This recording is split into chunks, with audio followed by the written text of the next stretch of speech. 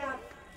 बघा, पारतंत्र्यातून, स्वातंत्र्यातून, म्हणजेच इंग्रजांच्या गुलामगिरीतून, ब्रिटिशांच्या राजवटीतून मुक्त होऊन माझा, तुमचा, आपल्या सर्वांचा भारत देश मोकळा श्वास घेत होता. मात्र पुढे बेरोजगारी, अंधश्रद्धा यांसारख्या असंख्य कळा सुद्धा माझ्या भारताला सोसाव्या लागल्या. माझ्या भारताला सोसाव्या लागल्या, माझ्या भारत मातेच्या लेकरांना सोसाव्या लागल्या. परंतु या भारत मातेची लेकरं कमी नव्हती. ही लेकरं कमी नव्हती. या भारत मातेच्या ही जी काळी माती दिसते ना, ही तुम्हा सर्वांना तुमच्या डोळ्याने काळी माती दिसते ना, तिच्यात जे गुण होते ते माझ्या भारतातल्या लेकरांनी प्राशन केले. ते माझ्या भारतातल्या लेकरांनी प्राशन केले आणि आपल्याला स्वातंत्र्य केलं. आणि जगावं कसं, मुक्तीत जगावं कसं हे शिकवून दिलं. अशा वीरांना माझा मानाचा मुद्रा.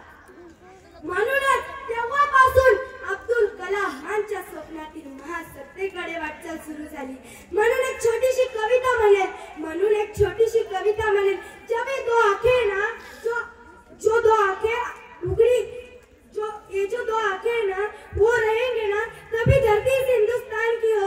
जब ये दो आंखें बंद हो जाए ना, तभी यादें इस हिंदुस्तान की हो.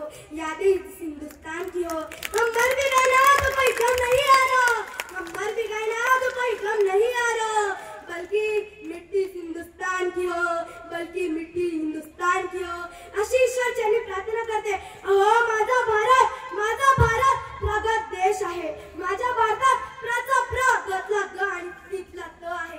माझ्या भारताने असंख्य ठिकाणी प्रगती केली आहे. मला मान्य आहे की माझा भारत जेव्हा चंद्रावर गेला तेव्हा पहिला प्रयत्न अयशस्वी झाला, दुसरा सुद्धा झाला, परंतु तिसऱ्यांदा आम्हाला यश मिळालं.